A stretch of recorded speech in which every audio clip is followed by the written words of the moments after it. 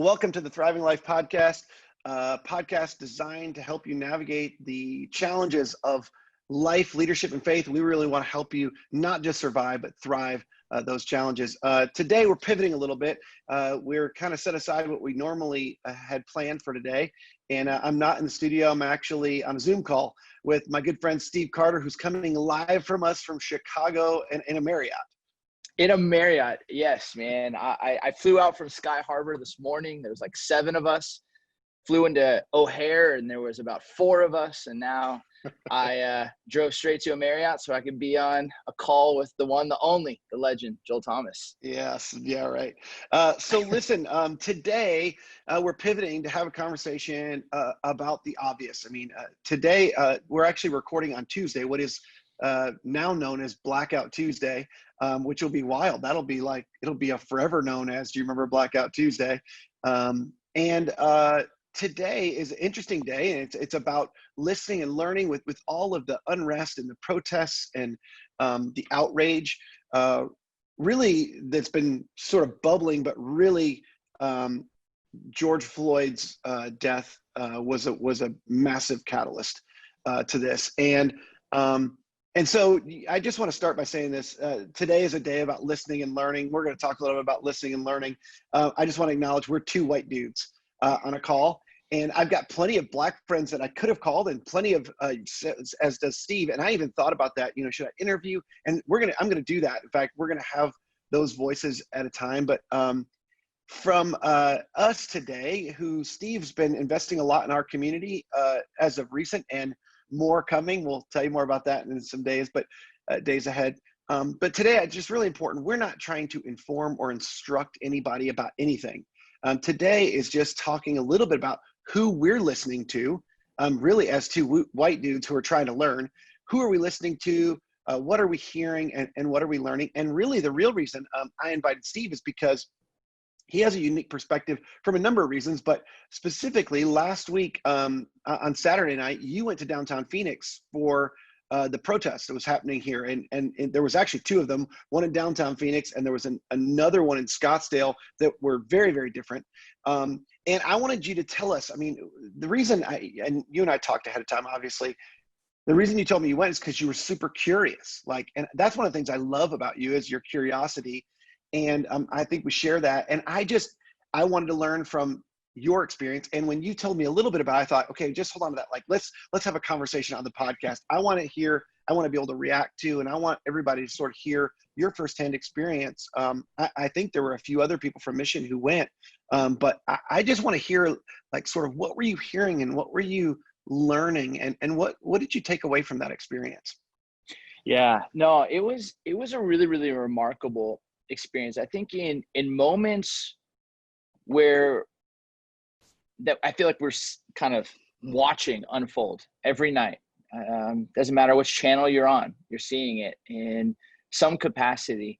And I over the last few years, I found myself thinking about Peter, who just one day had been raised to have a certain kind of way of thinking. And he goes up on a roof and he almost has this vision where it's almost like God saying, hey, this is bigger than just you. This is bigger than just you. And I think he's having to probably have some internal battles. And then, in Acts 11 and 10, Acts 10, he gets invited to Cornelius's house and he sees the Spirit of God working in a different context, in a house that he never would have been able to step foot in because he would have been breaking the law, the Jewish law. Yep. And then he has to go and explain it to his friends who are more Jewish oriented traditionalists, and they're criticizing him. Yeah, and then he starts to share what happened. And it's right then it's their heart begins to unfold.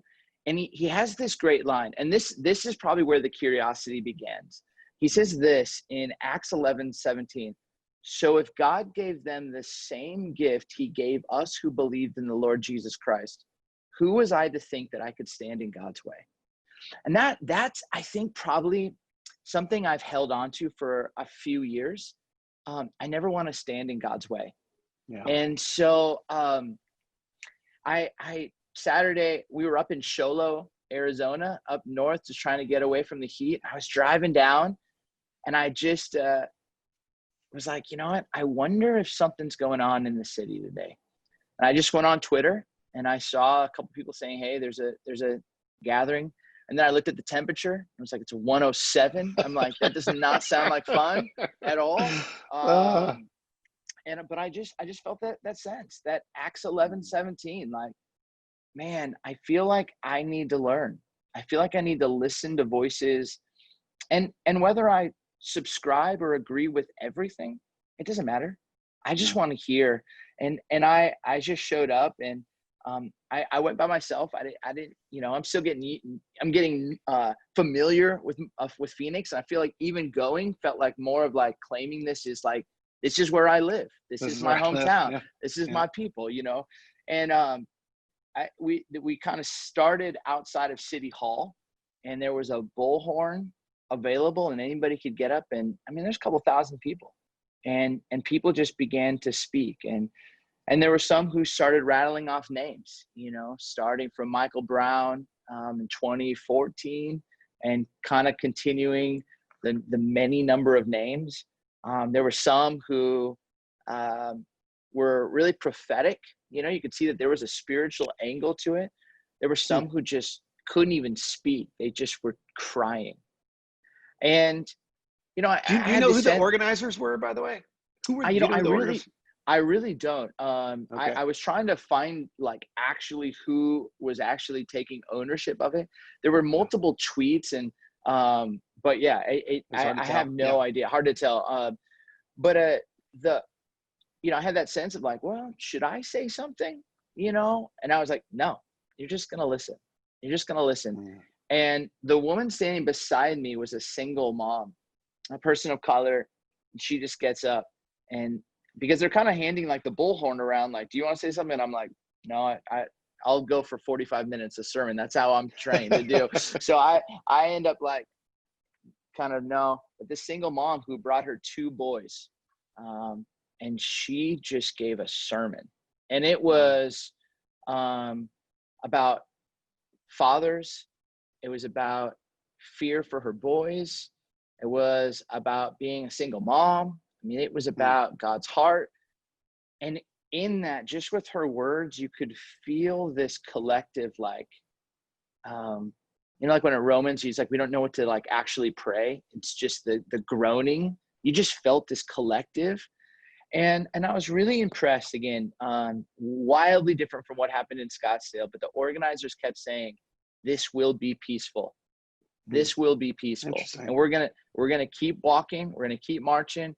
This will be peaceful. This will be peaceful. So again, it was this both and, but yeah, it was a powerful moment. And you even told me that there were some people regulating that, like, right? Like that there were people that felt in like ownership for when people, began to agitate or whatever, there were other people speaking up. Yeah. Well, someone walked up to me and I'm by myself. I've got like a little Camelback of water on, and, I'm just walking, and someone walks up to me and goes, are you a cop? I'm like, no, I'm a preacher. And he goes, huh. And I'm like, is that worse? And he goes, a little bit better. And he just keeps going on. But I think people were kind of just trying to feel who are these people? But then, you saw some people who brought some spray cans, who maybe wanted to say some stuff or graffiti some walls. And you just saw people go, no, we're not going to do that. Or when you saw the group dispersing, because some people were walking too fast, people held them all down, like, and said, slowed it up, and said, hey, remember, here's what we're doing. Here's what we're about. And it was actually a profound kind of leadership moment, which is crazy because, it's crazy that, like, I mean, at least for me, I feel like I've been paying attention to the news. I didn't hear any, I heard that I saw pictures of protests, like they call them protests in downtown Phoenix, but like what got the coverage the next day by far was what happened in Scottsdale. And right. I guess it's because it's more interesting television than is a peaceful protest in downtown Phoenix. And so it was one of the reasons I wanted you to share, is because I think that got lost. It got lost that there were a group of people that just wanted to be heard. And I love it that you went to hear them. Like I learned something when you told me that.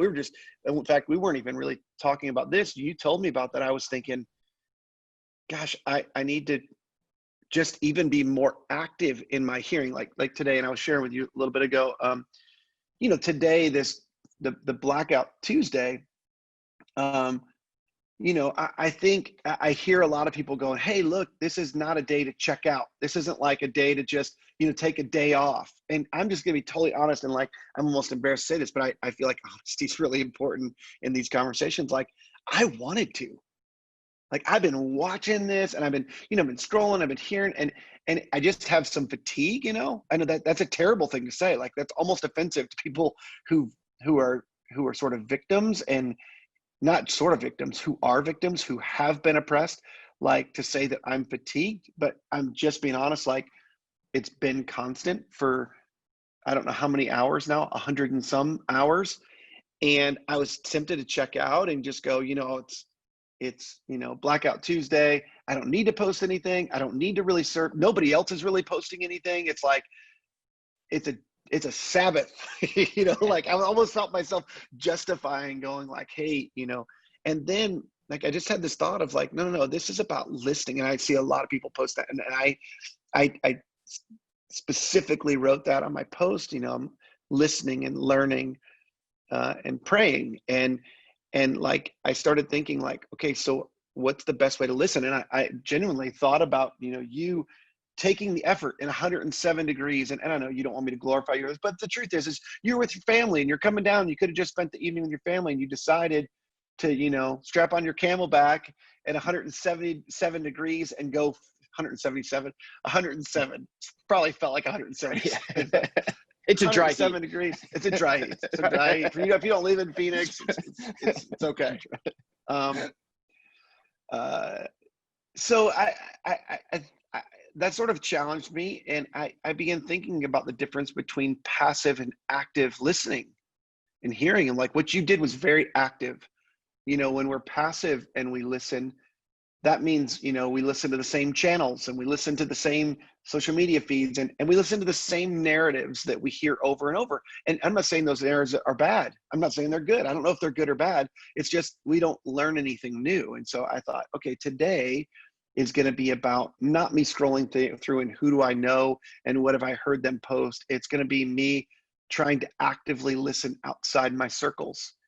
I've been flipping the channels all day today, and trying to hear different perspectives. And here's the thing, as I've been listening, my hearing and learning has surprised me. I felt like it was almost like a, I don't like to over spiritualize things, but I felt like the Holy Spirit was impressing upon me, hey, you need to listen to you, not your voice, not what you think about this, not what you say about this, but like, as you're hearing other people on these different channels, as you're listening, as you're reading different, posts, as you're listening. I listened to several video conversations where people were having conversations that have kind of held over on social media or were posted online, and listen to a whole bunch of conversations. And I started reaching out to people for suggestions. Hey, who's not in my circle? Who's somebody you don't think I'm listening to that I need to listen to? And I got some great suggestions, and I got some other suggestions. And so, but I listened to them both, and I followed a lot of those recommendations. I read a lot of posts, and here's the thing I realized is, with everything that I heard, I had a reaction, some type of reaction. And with everything I heard, I had some type of feeling about it.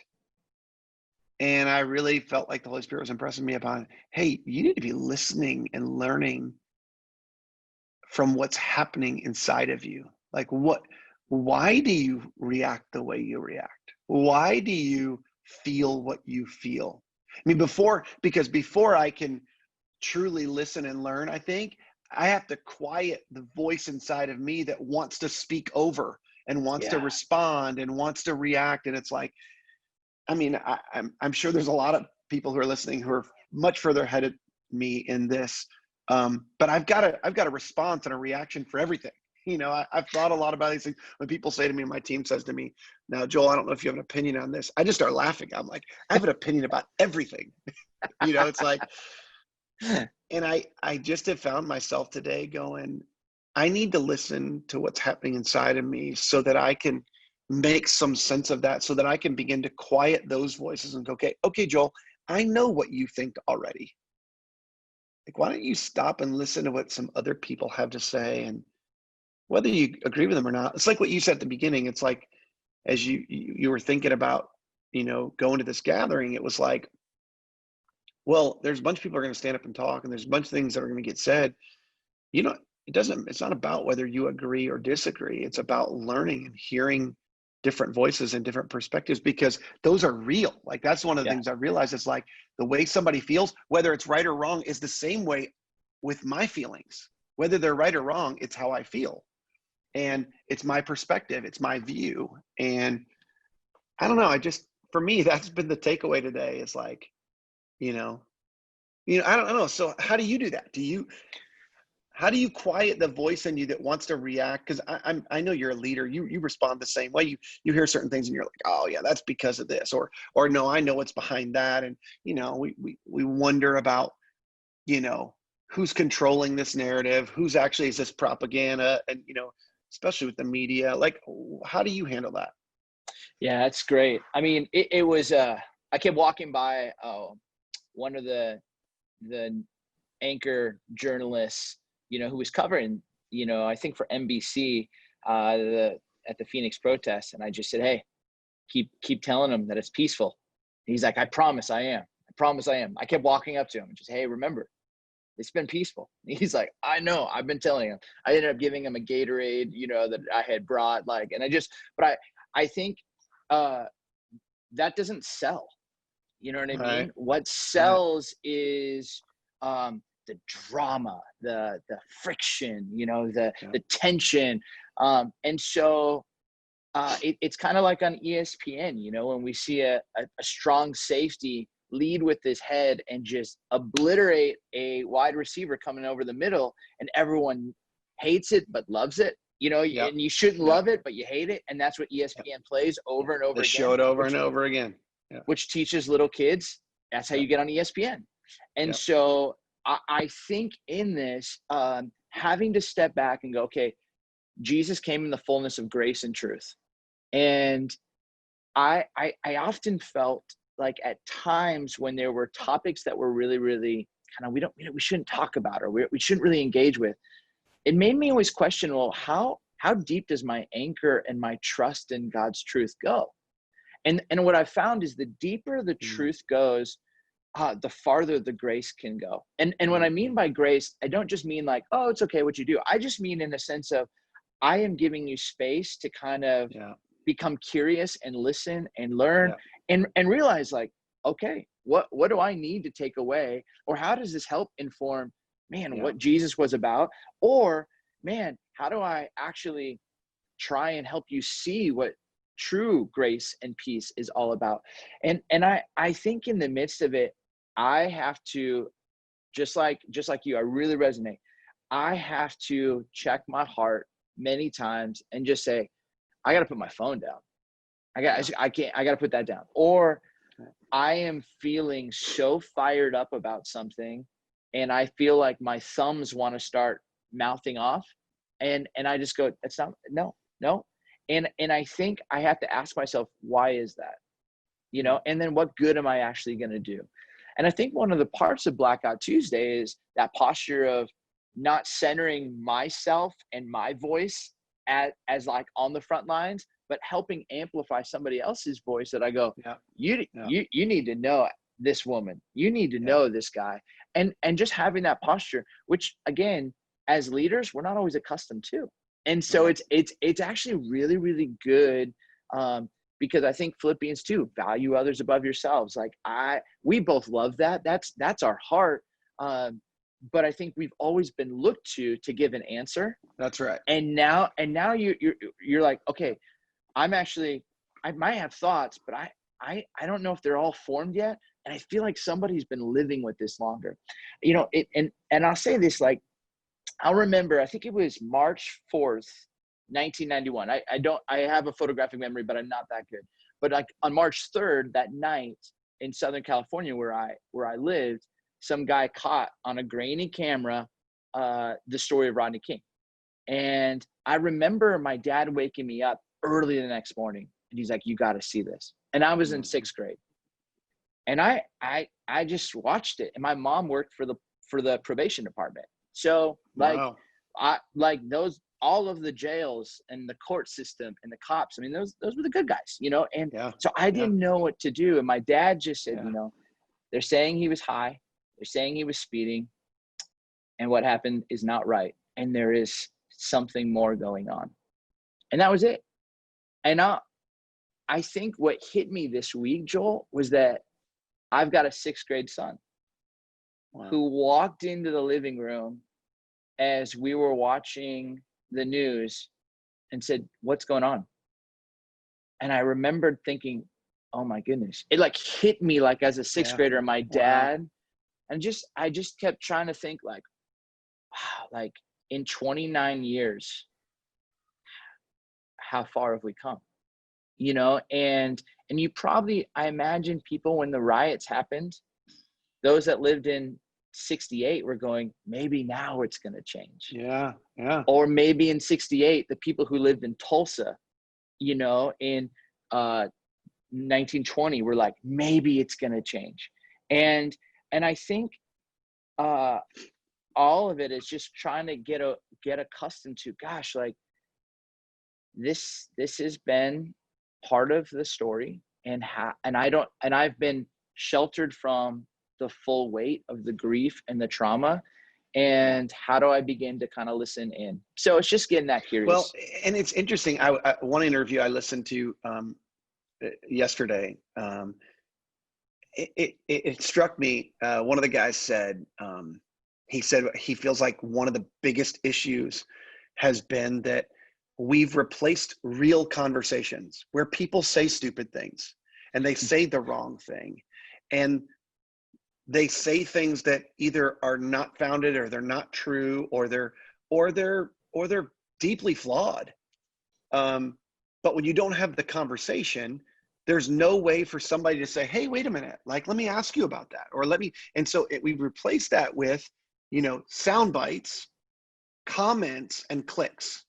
Like, that's what it's turned into, is like, who's got the best sound bite, or the best image, or the best, comment, or who's got the most likes and clicks on what they said. And it's like, that's going to be the narrative that gets the most play. And it's like, I think the point, or at least what I took away from that, was it makes our learning and ability to hear so much more shallow. Yes. Like, because good conversations and good questions and good challenge and even good tension and like disagreements lead us to much deeper truths and understandings. And you see this in the Gospels. Some of my favorite truths came in the middle of a tension moment where Jesus is challenging something that the Pharisees have held to be true and that everybody's life revolved around. Like, this is just the way it is. And Jesus would say, well, you've heard it said, but the kingdom of heaven is like this. The values of the kingdom of God are like this. And it's in the midst of that dialogue that, I think the truth emerges. And so, I just think that was the one thing I took out of today, is it's like, I'm doing a lot of consuming, and I need to start doing more conversing. Mm-hmm. And not that I haven't in the past. In fact, we did a series. It came to my mind today. We did a series about it. I think it was a year and a half ago, or maybe 2 years ago, where a friend of mine, it was a series called Scars and Stripes at Mission. And it was all about race and reconciliation, and whose responsibility is all of that, and how do we move forward in that. And I had a good friend of mine, Joseph Sojourner, out to have a conversation, and it was the best part of the series by far. Go figure. I mean, I'm some white guy talking about this, but like, when we had a conversation, because there was even a couple of times on stage and we had planned the conversation, but where we sort of disagreed. And I remember him questioning me about something I said, and even like sort of giving me a different perspective. And I don't know, I just felt like it made it much richer, like, for everybody to hear us sort of trying to work out how to think about these things and how to move forward. You know, like you said, like there's a bunch of people waiting and hoping, and like, you know, my prayer is that there aren't 20 years from now or 30 years or 40 years from now a group of people who are looking back going, like to some degree we look back on the Rodney King uh, events, and it's like, gosh, when you said, you know, how far have we come, I mean, my first thought was, have we come anywhere? Like, dude, what? I don't know if anything changed. I mean, I don't know. Like, I'm not the most educated, but I wonder, like, I wonder for people who really experience the, you know, so one other topic before we jump off, because I just think this is worth mentioning. Like, I think reflexively my whole life, when I think about racism, I think primarily about hate. You know, you think about the ugly side of it. You think about the aggressive, you know, they're not worth naming, but the groups that would propagate racism. And I never really realized or acknowledged, or, you know, until some years ago, the systemic side of it, the behavioral side that has become normative in society, that actually is a form of racism. It's more and really what it is it's, instead of hate, it's apathy.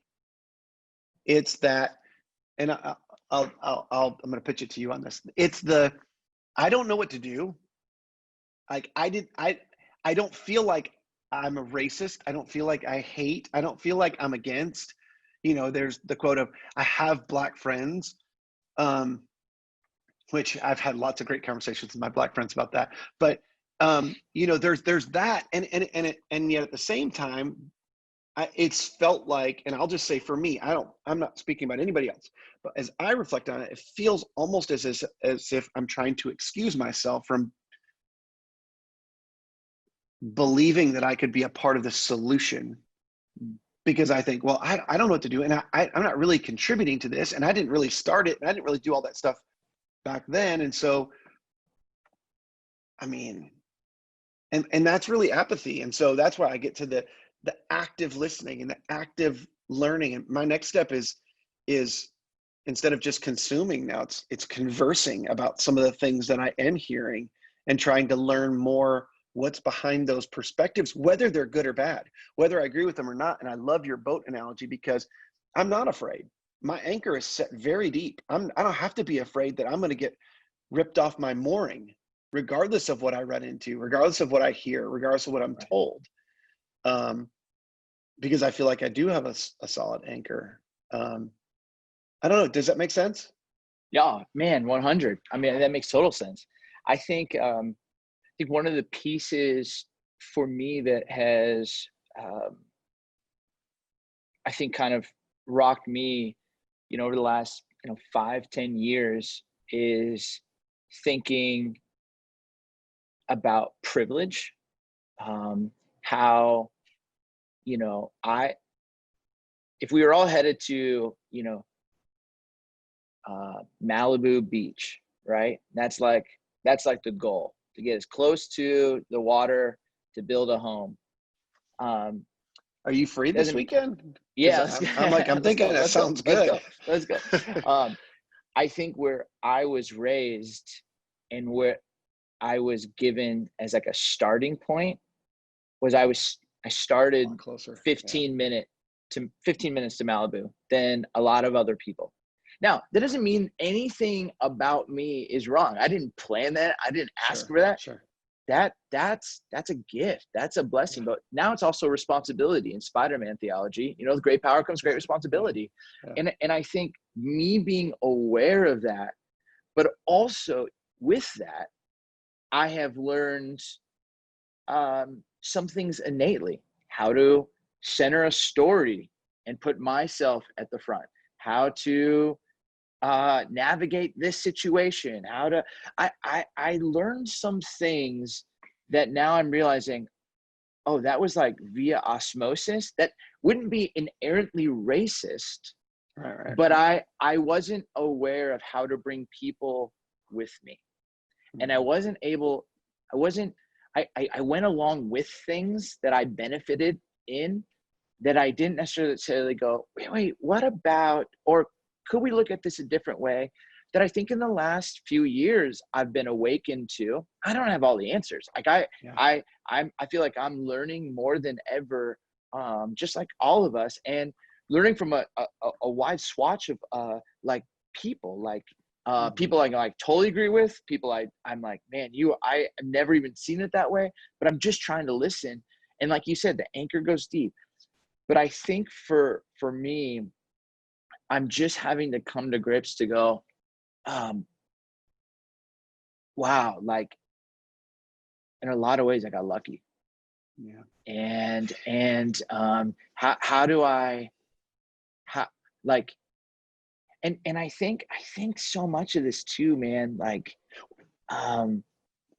you know, with like, I hope this is okay to say, but just, with what happened in Minneapolis, it's murder. I mean, 8 minutes and 46 seconds, just, and again, I grew up, my mom was a probation officer, probation Yeah. department, but you're Yeah. sitting there and you're just watching this. And, like when your kids are wrestling, there's like a couple of things like mercy, tap out with their hand, or I can't breathe. And it's just like, Yeah. it's Yeah. over. It's over. Like, yeah, And, for sure. and you realize like there'd been a lot of people who have been saying stuff like this has been going on.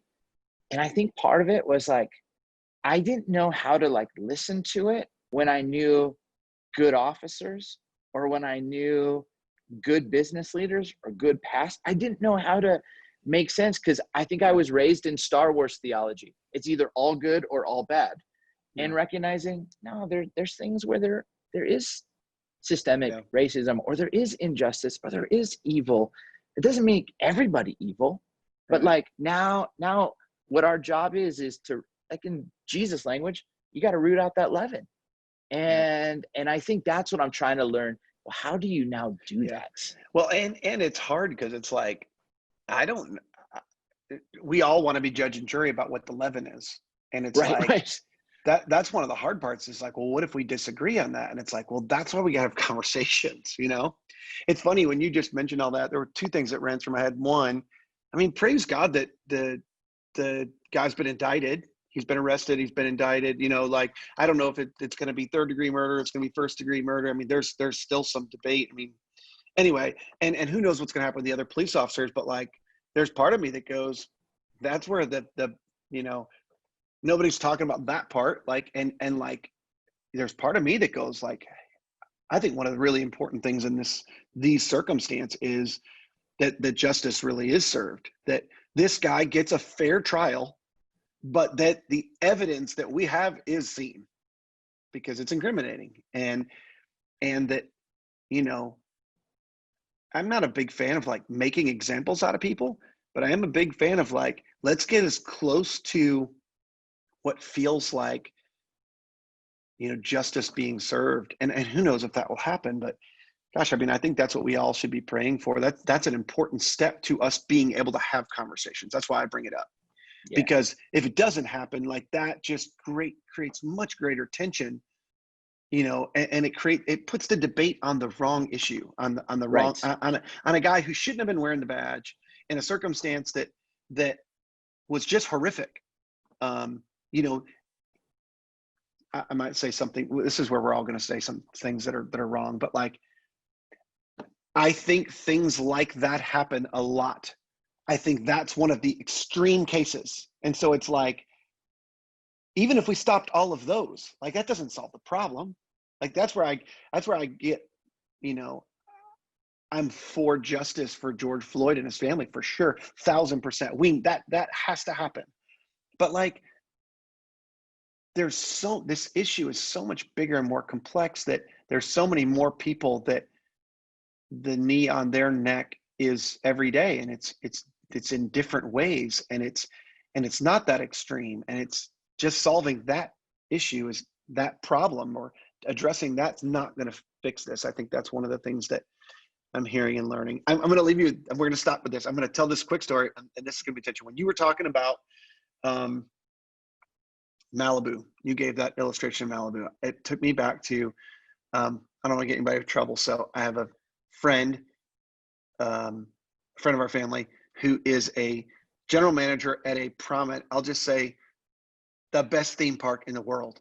And and we went, and he walked us around all day long. We did not wait in one line at all, not one day. Most amazing experience. About 2/3 of the way through the day, this is embarrassing that I'm saying this. It took me 2/3 of the way through the day. I started seeing the people, the lines, the 2-3 hour lines of people that we were walking past to get on these rides. And I brought it up, and I was like, oh man, I'm starting to feel bad. Like, we've had an amazing day already. Like, maybe we should just wait a few lines. And he's like, no, this is okay. This is what we're allowed to do this. Like, this is part of one of the perks of my job. And I'm like, I'm not sure that makes it okay though. Just because you're allowed to do it. Like, I don't know. So like, I just throw that out there to go, like, I don't know what that means, but like, there is something in all of us that when we pay attention and we finally open our eyes, we see things that we can't see because we're too busy enjoying what we're experiencing, or too busy trying to protect or hold on to, I hope this doesn't end, which was my deal that day at the theme park. Yes. You know, I don't know. So when you said that, that was really good for me, because I thought, okay, this is what do I need to see, and what do I need to hear, and what do I need to listen to that maybe I haven't wanted to, because it doesn't contribute to me, my good experience, my picture of what better life is for me. So, and anyway. I think oftentimes people in that moment will like start to feel really guilty. I just will always say, hey, thanks be to God, you got this. Yeah. And this isn't reality, right? Yeah. Over here's reality. That was a gift, but this is reality. Yeah. So how do you hold both in tension, And I we've both had those experiences, and I think that is that'd be an amazing chapter in a book, or a great sermon right there. You might have just gave it away in a podcast, but that is a good one, Well, the thing is about it is, it's like, I don't know that I like, it doesn't make it wrong. Like, you know what I mean? Like, on some level, it doesn't make it wrong, but it, for me to have enjoyed that. But at the same time, I thought, I don't know, there is that, like, what would it be like if I could just go grab somebody out of the line and go, hey, do you want to come in with us? Like, you know what I mean? Like, when you think about it that way, and you think about the joy that you could put on, to take a connection you have and be able to bring somebody else into that, it's like, yeah, I don't know. So thanks for that. That was a gift to me. I'm sure there were a lot of gifts, and there were a lot of things that people wish we didn't say on this, but that's just part of this. And I'm just going to say, like, look, we're not going to get this right, but just for everybody who's listening, I trust Steve, and I trust his heart. That's why I invited him for this first conversation that we're having about this. And I just want to say, I'm grateful for you, man. I'm grateful for the investments you've been making in our faith community at Mission. And we have plans for you to be around for a while, but who knows how long that'll last, but forever long it lasts. I'm grateful for God using your voice in our midst. So thanks, man. Well, man, seriously, it's been a joy just to be around you and the team. And yeah, there's something special, and God is stirring, and I feel it, and so it's just been an absolute gift. So thanks for conversations like this, and thanks for letting me be a part of all that's stirring. Cool. 100%. Well, thanks for joining us today. If you liked what you heard, I'd love for you to share it. Make sure you let your friends know. But if you haven't done it yet, make sure you subscribe so that you get notified each time we make one of our posts go live. So thanks so much for being with us, Steve. Thanks for being with us. Enjoy Chicago, and I look forward to seeing you back in Phoenix sometime soon. Awesome, man. Thanks so much, bro. Take care.